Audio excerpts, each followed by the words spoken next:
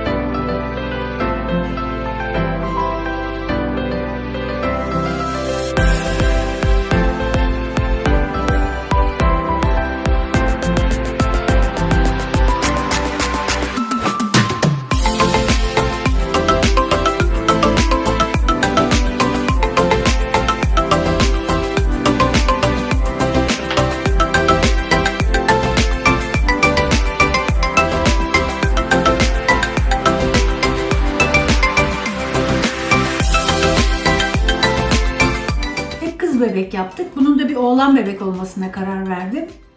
O yüzden elimdeki keçelerle önce yüzünü yapalım. Sonra bir şort giydirelim. Olur mu? Hadi.